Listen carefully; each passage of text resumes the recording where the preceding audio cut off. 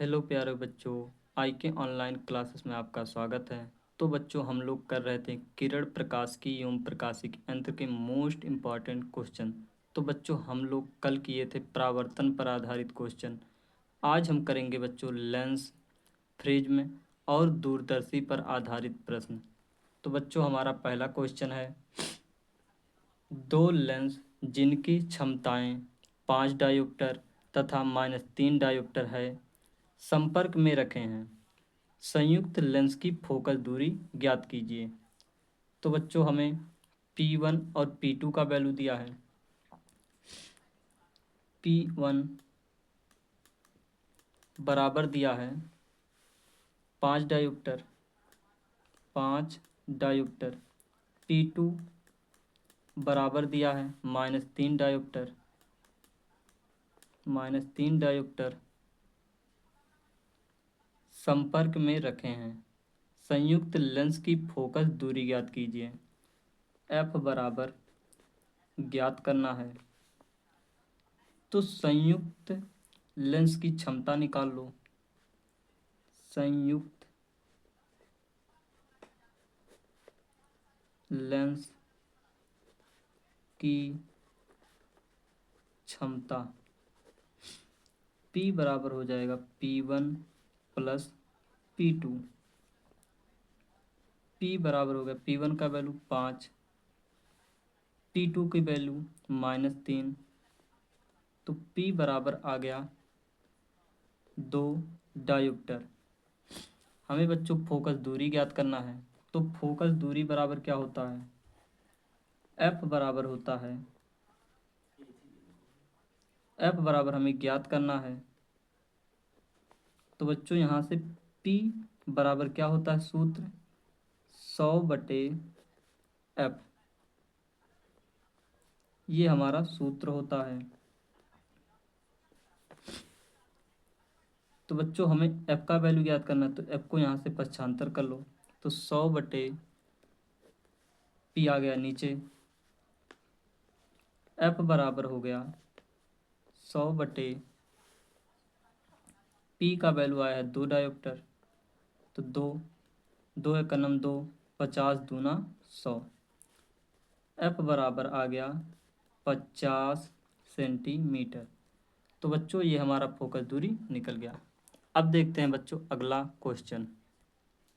अगला क्वेश्चन है, संपर्क में रखे उत्तल एवं अवतल लेंस की फोकस दूरियां क्रमशः 12 सेंटीमीटर और 18 सेंटीमीटर है, संयुक्त लेंस की फोकस दूरी क्या होगी?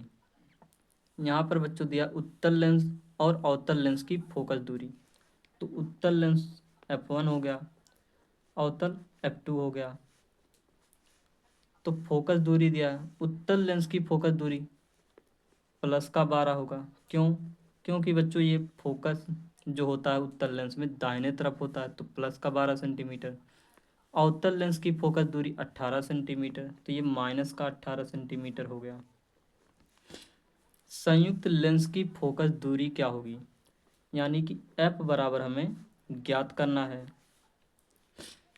तो संयुक्त लेंस की फोकस दूरी का सूत्र क्या होता है? संयुक्त लेंस की फोकस दूरी 1/F बराबर होगा 1/F1 प्लस 1/F2। 1/F बराबर F1 का वैल्यू है 12 सेंटीमीटर, 1/12 प्लस का F2 1/-18। 1/F बराबर हो गया 1/12 माइनस का 1/18। 1/F बराबर हो गया, एलसीएम ले लो, 18 और 12 का एलसीएम 36, 12 तियाँ 36, 18 दूना 36।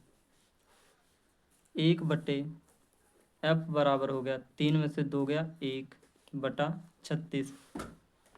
F बराबर क्या आ गया बच्चों? 36 सेंटीमीटर। अब देखते हैं बच्चों अगला क्वेश्चन। अगला क्वेश्चन है, एक वस्तु से पर्दे तथा पर्दा 75 सेंटीमीटर की दूरी पर है।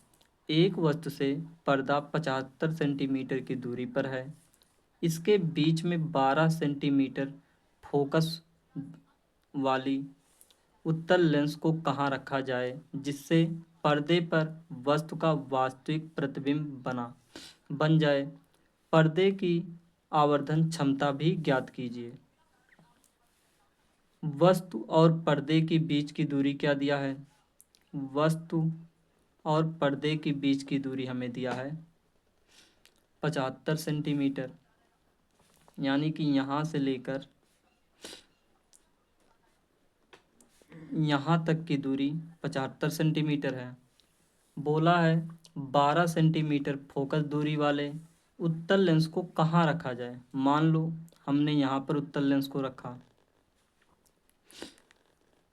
और यहाँ से उत्तल लेंस की दूरी हमने मान लिया, वस्तु से उत्तल लेंस की दूरी मान लिया हमने x मीटर है, x सेंटीमीटर है। तो बच्चों यहाँ से लेकर यहाँ तक की दूरी क्या हो जाएगी? पूरी दूरी है 75 सेंटीमीटर, तो ये कितना हो जाएगा? 75 माइनस x। ये हमारा हो गया वस्तु, ये हमारा हो गया लेंस। यहाँ पर क्या बनेगा? ये है पर्दा। तो यहाँ पर बच्चों f बराबर हमें दिया है 12 सेंटीमीटर, u बराबर हमने मान लिया है x सेंटीमीटर। तो यहाँ पर वस्तु है तो माइनस का x होगा सेंटीमीटर। ये क्या है बच्चों? प्रतिबिंब की दूरी, यानी कि v बराबर 75 माइनस x सेंटीमीटर। तो बच्चों हमें ज्ञात क्या करना है? बोला पर्दे की आवर्धन क्षमता भी ज्ञात कीजिए। हमें m बराबर ज्ञात करना है और बोला है और हमें x का वैल्यू भी ज्ञात करना है, क्योंकि वस्तु को हम कहाँ पर रखेंगे, यानी कि लेंस को हम कहाँ पर रखेंगे, इससे ये पता चल जाएगा। तो यानी कि x बराबर भी हमें ज्ञात करना है। तो बच्चों यहाँ पर लेंस का सूत्र लगाओ, क्योंकि हमें f मिल गया है, u मिल गया है और v मिल गया है। तो लेंस का सूत्र क्या होता है? 1/f बराबर 1/v माइनस का 1/u। f बराबर है 12 सेंटीमीटर बराबर v का वैल्यू 75 माइनस x माइनस का 1/ माइनस का x, u का वैल्यू है माइनस का x। 1/12 बराबर हो गया 1/75 minus x, minus minus plus हो गए, प्लस का 1/x। 1/12 बराबर इसका एलसीएम ले लो, हो गया x कोष्टक में 75 माइनस x। इससे इसमें भाग दिया जाएगा तो ये कट जाएगा, बचा क्या? x, यानी कि x आ गया। प्लस का इसका इसमें भाग दिया जाएगा, x कट जाएगा, बचा क्या? ये 75 माइनस x।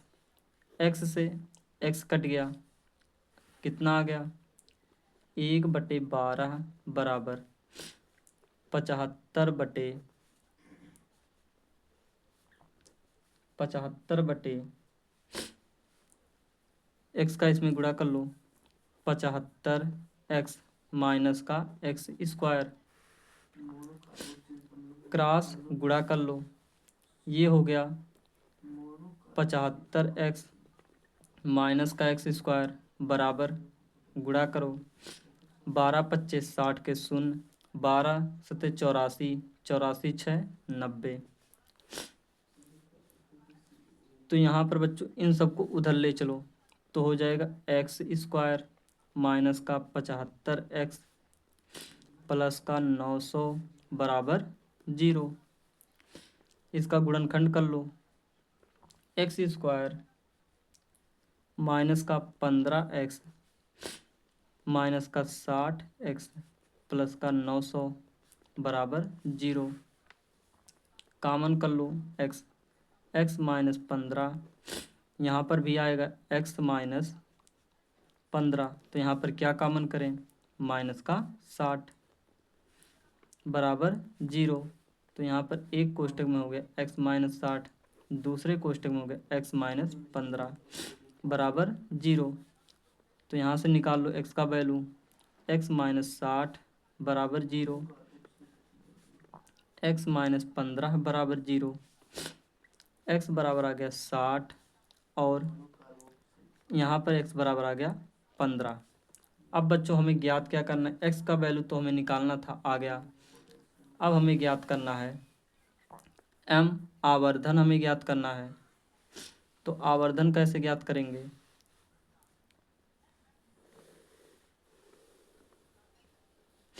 आवर्धन m बराबर होता है v बटे u।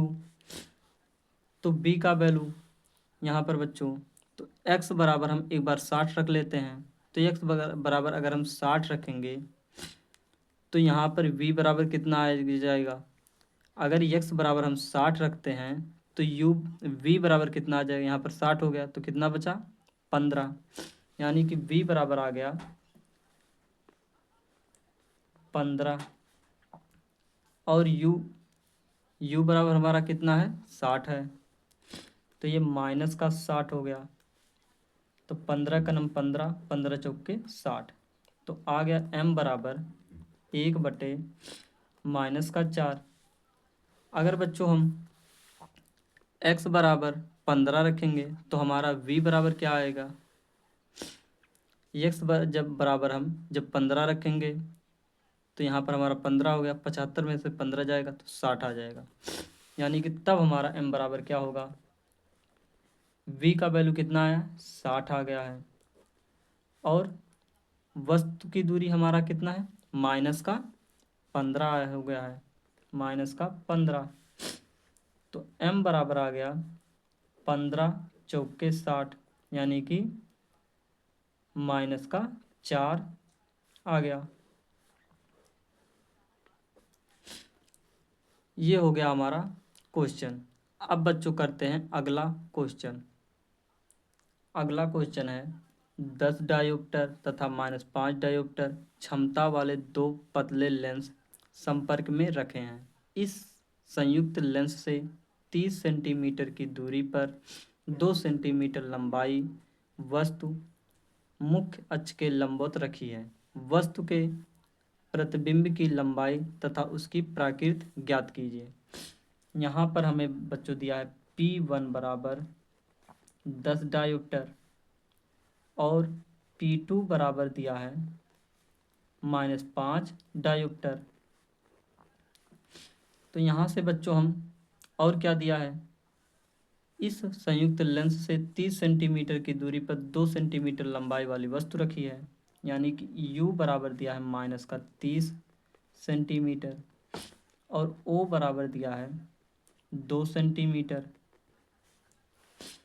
हमें ज्ञात करना है बच्चों प्रतिबिंब की लंबाई। प्रतिबिंब की लंबाई कब निकलेगी, जब हमें बच्चों F का वैल्यू पता हो और U का वैल्यू दिया ही है तो हम B का वैल्यू निकाल सकते हैं। तो यहाँ से हम F का वैल्यू निकालेंगे। तो बच्चों P बराबर सूत्र होता है P1 प्लस P2। तो P बराबर हो गया P1 का वैल्यू 10 माइनस P2 का वैल्यू 5 डायोप्टर है। तो यहाँ पर आ गया 10 में से 5 गया 5, तो P बराबर आ गया 5। तो बच्चों P बराबर सूत्र क्या होता है, P बराबर होता है 100 बटे F। हमें F का वैल्यू निकालना है तो F को इधर भेज दो और P को नीचे भेज दो। तो F बराबर हो गया 100 बटे P। तो F बराबर हो गया 100 बटे P का वैल्यू 5 आया है, तो ये हो गया 5। तो 20 25 100, F बराबर आ गया 20 सेंटीमीटर। हमें निकालना क्या है बच्चों, प्रतिबिंब की स्थिति।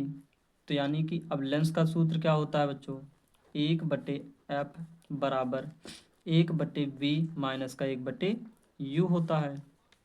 तो एफ का वैल्यू 20 सेंटीमीटर है, तो 1/20 बराबर 1/v का वैल्यू ज्ञात करना है, माइनस का 1/u, u का वैल्यू कितना है 30 सेंटीमीटर, तो ये हो गया माइनस का 30 सेंटीमीटर। तो हमें बच्चों 1/v का वैल्यू यानी कि इसकी वैल्यू ज्ञात करना है, तो इसको लिख लो यहाँ 1/v बराबर, इनको उधर भेज दो, तो 1/20, ये माइनस से माइनस ये हो गए प्लस, तो यहाँ पर हो गया प्लस का, जब इसको हम इधर भेजेंगे तो ये माइनस का हो जाएगा 1/30। 1/v बराबर, इनका एलसीएम ले लो, 20 और 30 का एलसीएम 60, 20 तियाँ 60, माइनस का 30 दूना 60, 1/v बराबर हो गया 3 में से 2 गया 1/60, क्रॉस गुणा कर लो, v बराबर आ गया 60 सेंटीमीटर। हमें बच्चों क्या ज्ञात करना है इसमें, और ज्ञात करना है वस्तु के प्रतिबिंब की लंबाई, वस्तु के प्रतिबिंब की लंबाई यानी कि आई का वैल्यू ज्ञात करना है। हमें बच्चों यहाँ पर आई का भी वैल्यू ज्ञात करना था, यहाँ पर हमें आई का वैल्यू ज्ञात करना था, क्योंकि इसमें कहा है वस्तु के प्रतिबिंब की लंबाई, वस्तु की प्रतिबिंब की लंबाई को हम आई से प्रदर्शित करते हैं। तो हमें बच्चों हम जानते हैं m बराबर v/u बराबर I/o होता है। जब दर्पण का सूत्र होता है तो यहाँ पर माइनस होता है, तो हमें यहाँ पर v बराबर v/u बराबर I/o, तो यहाँ पर हमारा v का वैल्यू आया 60 सेंटीमीटर, तो 60/u का वैल्यू -30 है, बराबर I का वैल्यू ज्ञात करना है, o का वैल्यू 2 सेंटीमीटर है, तो 30 दूना 60, तो -2 बराबर I/2, तो क्रॉस गुणा कर लो, I बराबर आ गया 2 दूना 4 -4, ये हमारा हो गया आंसर। प्रतिबिंब की लंबाई आ गया -4 सेंटीमीटर। अब बच्चों करते हैं अगला क्वेश्चन। अगला क्वेश्चन है, एक उत्तल लेंस तथा अवतल लेंस की फोकस दूरियां क्रम से 10 सेंटीमीटर व 50 सेंटीमीटर हैं। दोनों लेंस संपर्क में रखे हैं तथा इस युग्म से 25 सेंटीमीटर की दूरी पर एक वस्तु रखी है, तो प्रतिबिंब की स्थिति ज्ञात कीजिए। हमें बच्चों उत्तल लेंस की फोकस दूरी 10 सेंटीमीटर दिया है, f1 बराबर दिया है 10 सेंटीमीटर, वो भी प्लस का होगा क्योंकि उत्तल लेंस है। अवतल लेंस की फोकस दूरी 50 सेंटीमीटर दिया है, f2 बराबर -50 होगा क्योंकि अवतल लेंस की फोकस दूरी ऋणात्मक होती है। और क्या दिया है, ये दोनों संपर्क में रखे हैं, बोला है इस युग्म से 25 सेंटीमीटर की दूरी पर एक वस्तु रखी है, u बराबर दिया है 25 सेंटीमीटर। वस्तु की दूरी हमेशा क्या होती है, ऋणात्मक होती है। हमें ज्ञात क्या करना है, हमें ज्ञात करना है वस्तु के प्रतिबिंब की स्थिति यानी कि v बराबर हमें ज्ञात करना है। तो यहाँ से f का वैल्यू निकाल लो, तो 1/f बराबर होता है 1/f1 प्लस का 1/f2, ये हमारा सूत्र होता है। तो 1/f बराबर 1/f1, f1 का वैल्यू है 10 सेंटीमीटर प्लस का 1/f2, f2 हमारा 50 है माइनस का, तो 1/f बराबर हो गया 1/10 माइनस का 1/50, एलसीएम ले लो, 1/f बराबर 50 हमारा एलसीएम हो गया, तो 10 × 50, 50 × 51 50, 1/f बराबर 4/50, f बराबर आ गया 50/4। हमें ज्ञात करना है v का वैल्यू। तो v का वैल्यू कब निकलेगा, जब हमें यफ का वैल्यू पता हो। तो यफ का भी वैल्यू पता चल गया और u का वैल्यू दिया ही है। तो अब हम लेंस का सूत्र लगा सकते हैं। लेंस का सूत्र 1/f बराबर होता है 1/v माइनस का 1/u। तो 1/f बराबर कितना आया है 50/4। हमें 1/v का वैल्यू ज्ञात करना है, तो इसे पक्षांतर कर लो। 1/v बराबर हो गया, इसको इधर ले आओ, 1/f प्लस का 1/u। तो v का वैल्यू हमें ज्ञात करना है 1/v हो गया बराबर 1/f। f का वैल्यू अभी निकला है 50/4 प्लस का 1/u। u का वैल्यू कितना है 25 सेंटीमीटर माइनस का 25 सेंटीमीटर। तो 1/, हो गया माइनस का 25 सेंटीमीटर। 1/v, ये 4 चला गया ऊपर, तो हो गया 4/50 माइनस का 1/25। 1/v बराबर हो गया 50, एलसीएम हो गया 25, 25 और 50 का एलसीएम 50 हो गया। तो 50 एकन्नम 50, तो 4 एकन्नम 4 आ गया। 25 दूना 50, 2 आ गया। 1/v बराबर 4 में से 2 गया 2/50, 2 एकन्नम 2, 25 दूना 50, क्रॉस गुणा कर लो। v बराबर आ गया 25 सेंटीमीटर। यही हमें ज्ञात करना था। v बराबर आ गया 25 सेंटीमीटर। अब देखते हैं बच्चों अगला क्वेश्चन। अगला क्वेश्चन है, एक कोण वाले प्रिज्म के पदार्थ का अपवर्तनांक √2 है तथा न्यूनतम विचलन कोण 90-a है। तो a का मान ज्ञात कीजिए। कहा है ए कोण वाले, यानी कि प्रिज्म का कोण a बराबर होता है, जो वो हमें a ही दिया है, और अपवर्तनांक √2 दिया है, यानी कि अपवर्तनांक n से प्रदर्शित करते हैं, √2 हो गया। विचलन कोण, न्यूनतम विचलन कोण यानी कि डेल m बराबर दिया है 90-a। हमें a का वैल्यू ज्ञात करना है। कहा a का मान ज्ञात कीजिए, यानी कि a का वैल्यू ज्ञात करना है। तो बच्चों हमें a मिला है, n अपवर्तनांक मिल गया, अल्पतम विचलन कोण मिल गया। अब प्रिज्म का सूत्र लगा लो। तो n बराबर होता है sine a plus del m/2 बटे में साइन a/2। n बराबर दिया हमें √2, n का वैल्यू दिया √2 बराबर साइन a का वैल्यू a ही कहा है, प्लस डेल m का वैल्यू 90 माइनस a दिया है बटे 2 बटे में साइन a से a कट गया, √2 बराबर आ गया साइन 90/2,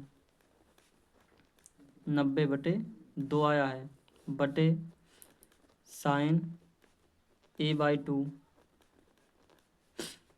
2 एकन्नम 2, 45 दूना 90,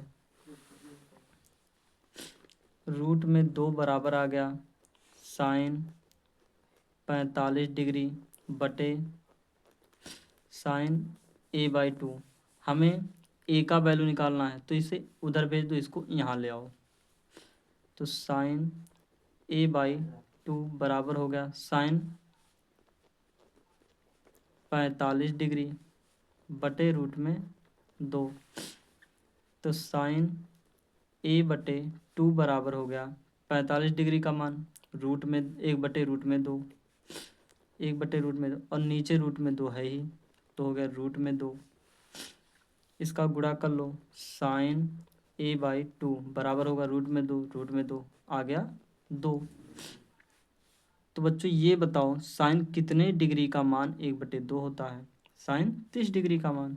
तो साइन a/2 बराबर हो गया साइन 30 डिग्री। तो साइन से साइन कट गया, a/2 बराबर आ गया 30 डिग्री, a बराबर आ गया 60 डिग्री, a बराबर आ गया हमारा 60 डिग्री। अब बच्चों देखते हैं अगला question.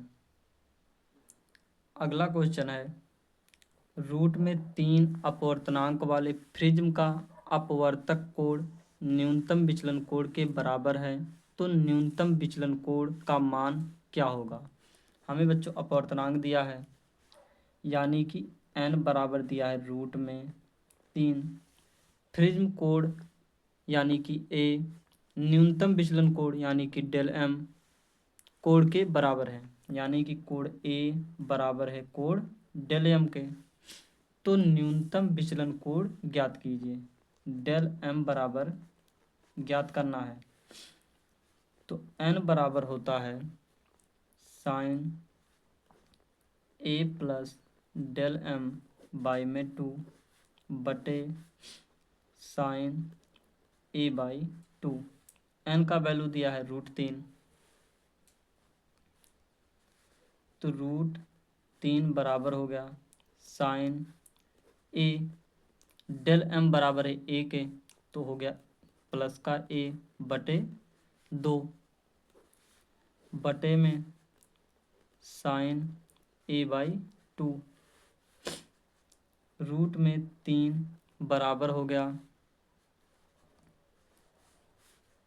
Sign a plus a 2a by में 2 बटे में साइन a/2, 2 से 2 कट गया, आ गया क्या रूट में 3 बराबर साइन a बटे में साइन a/2।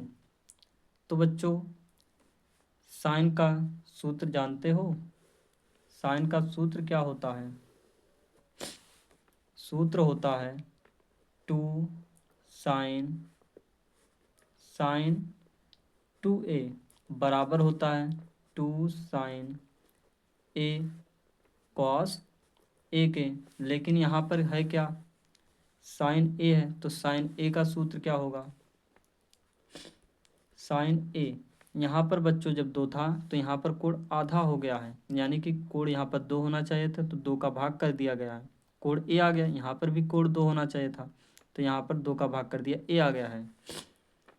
तो यहाँ पर 2 साइन, हम फिर भाग करेंगे 2 का, यहाँ पर 2 नहीं है, तो यहाँ पर क्या आ जाएगा a/2 और कॉस a/2। तो रूट में 3 बराबर हो गया साइन a की जगह पर क्या लिख सकते हैं, साइन a की जगह पर ये लिख सकते हैं 2 साइन a/2 कॉस a/2 बटे में साइन a/2 है ही, तो sign a/2 sign a/2 cut गया, आ गया रूट में 3 बराबर 2 कॉस a/2। तो कॉस a/2 आ गया, तो 2 को इधर भेज दो, तो हो गया रूट में 3/2 बराबर कॉस a/2। कॉस कितने डिग्री का मान रूट में 3/2 होता है, 30 डिग्री का मान, तो कॉस 30 डिग्री बराबर आ गया कॉस a/2 के। कॉस से कॉस कट गया, तो 30 डिग्री बराबर आ गया a/2 के। क्रॉस गुणा कर लो, 60 डिग्री बराबर आ गया a के। हमें ज्ञात करना है डेल m का वैल्यू, तो डेल m का वैल्यू a कोण a और कोण डेल बराबर ही है, तो यहाँ पर हो गया डेल m बराबर 60 डिग्री। ये हमारा आ गया आंसर। अब बच्चों देखते हैं अगला क्वेश्चन। अगला क्वेश्चन है बच्चों 60 डिग्री अपवर्तन कोण वाले प्रिज्म का पीले प्रकाश के लिए अपवर्तनांक कितना है। अपवर्तन कोण नहीं होगा, अपवर्तक कोण, अपवर्तक कोण का 60 डिग्री अपवर्तक कोण वाले प्रिज्म का पीले प्रकाश के लिए अपवर्तनांक √2 है। अल्पतम विचलन की स्थिति में ज्ञात कीजिए। क्या अल्पतम विचलन कोण, यानी कि हमें क्या ज्ञात करना है, डेल एम। आपतन कोण आई, अपवर्तन कोण आर, निर्गत कोण ई। जो निर्गत कोण नहीं, निर्गमन कोण, निर्गमन कोण जो होता है वो कोण आई के ही बराबर होता है। यहाँ पर हमें बच्चों दिया है अपवर्तक कोण, यानी कि कोण ए बराबर दिया है 60 डिग्री, अपवर्तनांक दिया है √2। तो पहला ज्ञात करो बच्चों, पहला ज्ञात करना है हमें अल्पतम विचलन कोण डेल एम। तो एन बराबर होता है साइन ए प्लस डेल एम बटे 2 बटे में साइन ए बाई में 2। एन बराबर दिया हमें √2, तो यहाँ पर हो गया √2 बराबर साइन ए का value 60 degree plus del M बटे में 2 साइन ए का वैल्यू 60 डिग्री बटे में 2। तो ये हो गया √2 बराबर साइन 60 प्लस डेल एम बटे 2 बटे में 2 का भाग कर दो 30 डिग्री आ गया, तो यानी कि साइन 30 डिग्री आ गया। √2 बराबर होगा sine 60 degree plus del M बटे में 2। साइन 30 डिग्री का वैल्यू कितना होता है, 1/2। तो 1/2 यहाँ पर भाग कर रहा, उधर जाकर क्या करेगा, गुणा, यानी कि √2 गुणे 1/2 बराबर आ गया साइन 60 प्लस डेल एम बटे में 2।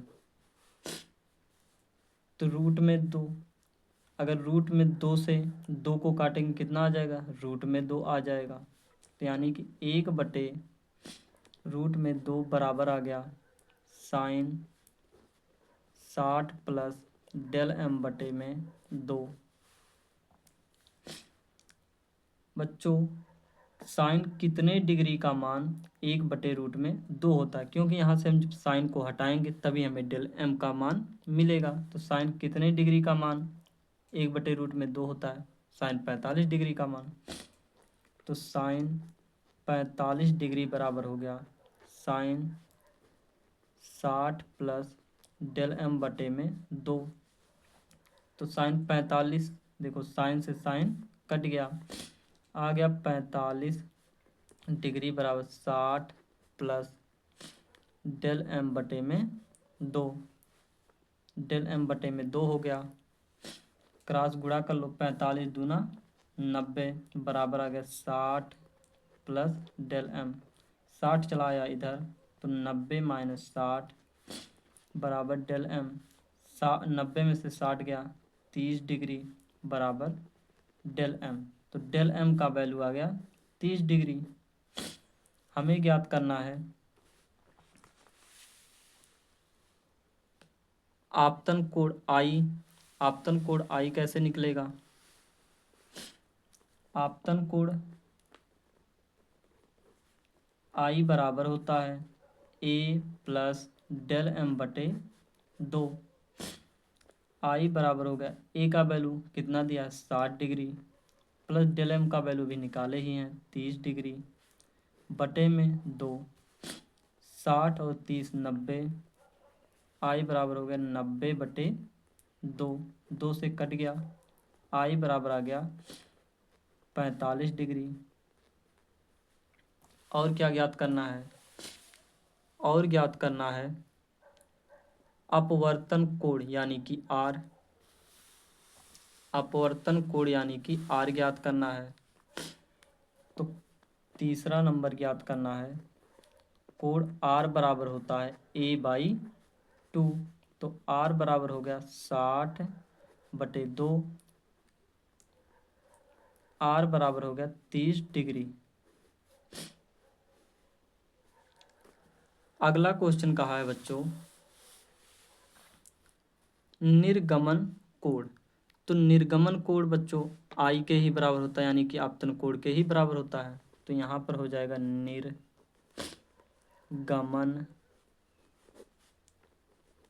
कोण ई बराबर हो जाएगा, आपतन कोण कितना आया है, आपतन कोण हमारा यहाँ पर आया है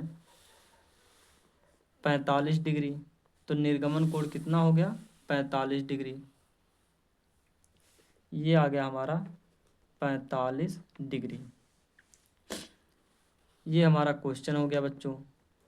अब देखते हैं बच्चों अगला क्वेश्चन।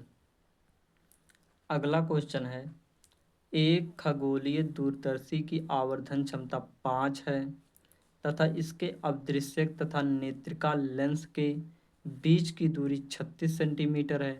यदि अंतिम प्रतिबिंब अनंत पर बन रहा हो तो दोनों लेंसों की फोकस दूरियां ज्ञात कीजिए।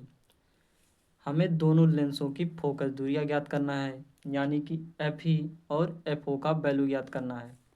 यहाँ पर दिया खगोलीय दूरदर्शी की आवर्धन क्षमता m बराबर दिया है m बराबर हो गया -5। बोला इसके अदृश्यक और नेत्रिका लेंस के बीच की दूरी 36 है। अदृश्यक यानी कि FO प्लस FE बराबर हमें दिया है 36 सेंटीमीटर। बच्चों FO प्लस FE बराबर क्या होता है यल के, यानी कि क्या होता है नली की लंबाई का सूत्र होता है FO प्लस FE बराबर L। तो L का वैल्यू हमें दे दिया है 36 सेंटीमीटर। कहा अंतिम प्रतिबिंब अनंत पर बन रहा हो, इसे मान लो समीकरण 1। हमें ज्ञात करना है जब अंतिम प्रतिबिंब अनंत पर बन रहा हो, जब अंतिम प्रतिबिंब अनंत पर बने, जब अंतिम प्रतिबिंब अनंत पर बनेगा तो आवर्धन का सूत्र क्या होता है m बराबर होता है माइनस का FO बटे FE। तो बच्चों हमें m का वैल्यू दिया गया है 5, तो -5 बराबर हो गया माइनस का FO बटे FE। तो माइनस से माइनस कट गया, FO बराबर आ गया 5 FE। तो समीकरण 1 में FO का वैल्यू रख लो। तो समीकरण 1 में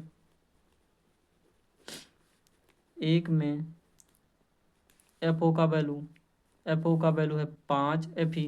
तो हो गया 5 FE प्लस FE बराबर 36। तो 5 प्लस 1 हो गया 6 FE बराबर 36।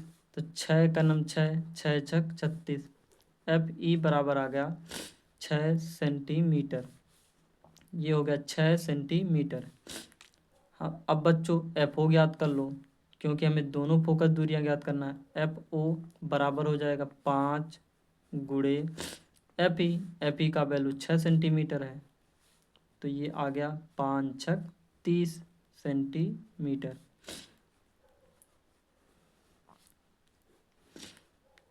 तो बच्चों आज इतना ही। अगर वीडियो अच्छा लगा हो तो लाइक सब्सक्राइब कमेंट ज़रूर करें। Thank you.